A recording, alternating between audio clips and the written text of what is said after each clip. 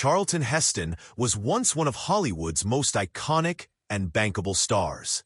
Throughout the 1950s and 1960s, he dominated the box office with epic performances in films like The Ten Commandments, Ben-Hur, El Cid, and Planet of the Apes.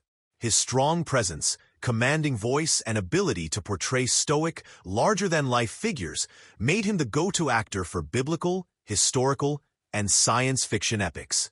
At the height of his career, he represented the image of the classic American hero on screen.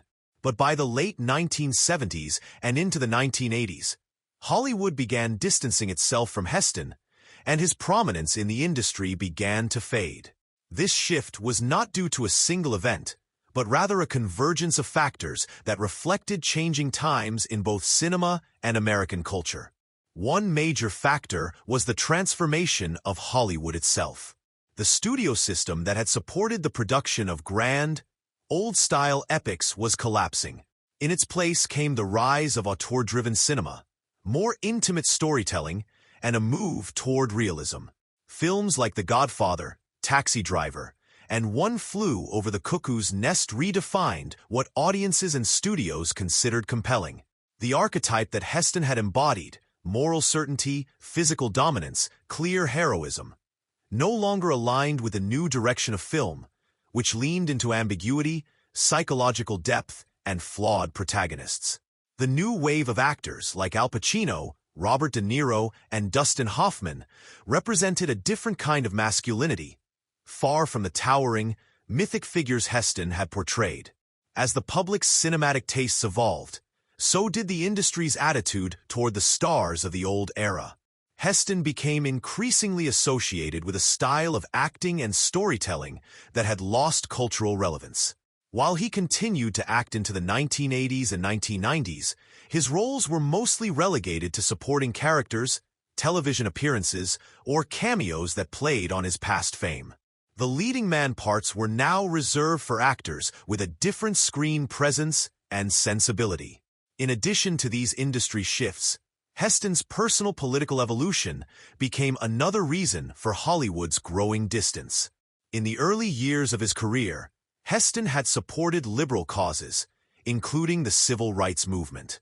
He famously marched with Martin Luther King Jr. in 1963.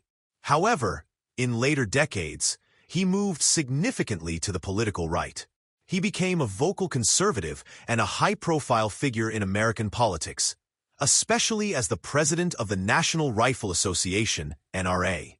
His pro-gun advocacy and speeches often placed him at odds with much of the Hollywood establishment, which had grown increasingly progressive.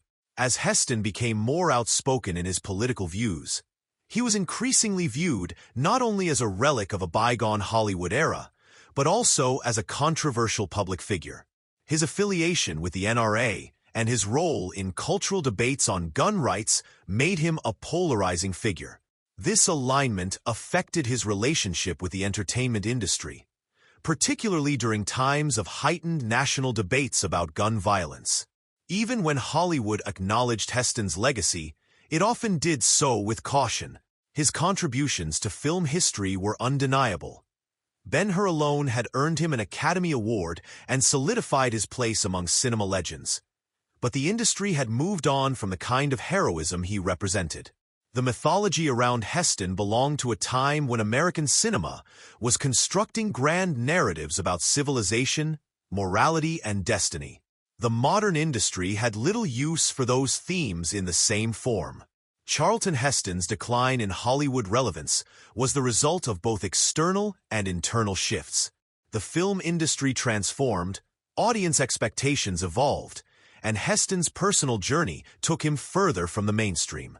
By the time of his retirement, he had become more a symbol of an era than a participant in the current one.